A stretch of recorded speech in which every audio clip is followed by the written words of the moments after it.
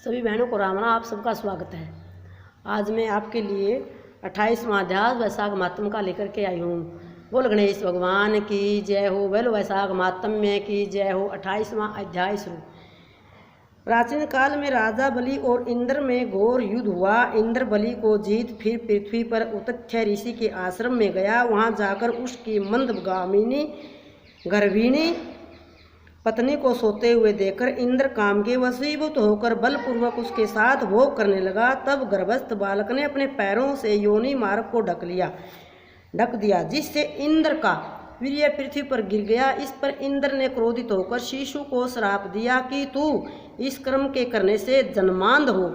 फिर ऋषि के श्राप से डरकर इंद्र वहां से भागा। उसको भागते देखकर ऋषि शिष्य हंसने लगे। वह लज्जा के मारे मेरु पर्वत की कंदरा में जाकर छिपा और वहाँ बैठकर तप करने लगा। जब इंद्र कंदरा में छुप गया तो राजा बलि ने अपने गुप्त सरों द्वारा सब बातें जानकर स्वर्ग पर आक्रमण करके अमरावतीपुरी को घेर लिया और देवता व दिक्पालों की सब विभूति को अपने अधीन कर लिया और देवताओं का सब राज्य भोगने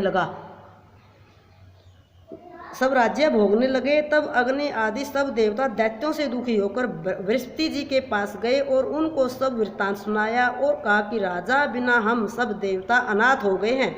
सो आप विचारिए कि स्वर्ग के राजा इंद्र कहाँ गए और कब आएंगे। तब देव गुरु बृहस्पति जी ने इंद्र का रसातल में बलि को जीत उतथ्य के आश्रम में जाना और ऋषि पत्नी के साथ बलपूर्वक भोग करना एवं शिष्यों से अपमानित होकर कंदरा में छुप जाने का समस्त वृत्तांत देवताओं को सुनाया और कहा कि अब इंद्र सूची के सहित कहीं पर गुफा में घुसा हुआ है और अपने किए हुए कर्म पर पश्चाताप कर रहा है। सब देवता उसी कंदरा में पहुँचे और उसमें बैठे हुए इंद्र को देखकर सब उसके बल और वीर्य की प्रशंसा विख्यात स्त्रोतों द्वारा उससे प्रश्न करने के लिए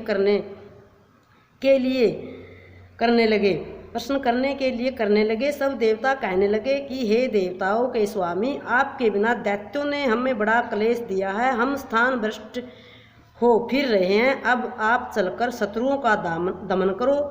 इंद्र कहने लगा, प्रस्त्री गमन के दोष से मेरा बल, वीर्य, यश, मंत्र शक्ति, विद्या शक्ति सब नष्ट हो गई हैं। इसी कारण से मैं यहाँ गुप्त निवास कर रहा हूँ। इंद्र की यह सब बात सुन सबने इंद्र को बल देने का विचार किया। बृहस्पति जी ने कहा कि हे इंद्र, अक्षय तृतीया को, जिसमें स्नान दान आदि से मनुष्यों के हजारों पाप नष्ट हो जाते हैं और बल, वीर्य तथा ऐश्वर्य बढ़ता है, इसलिए तुम इस दिन स्नान आदि करो। बृहस्पति जी के वचन सुनकर इंद्र ने अक्षय तृतीया को स्नान दान आदि वैशाखोक्त धर्म किया।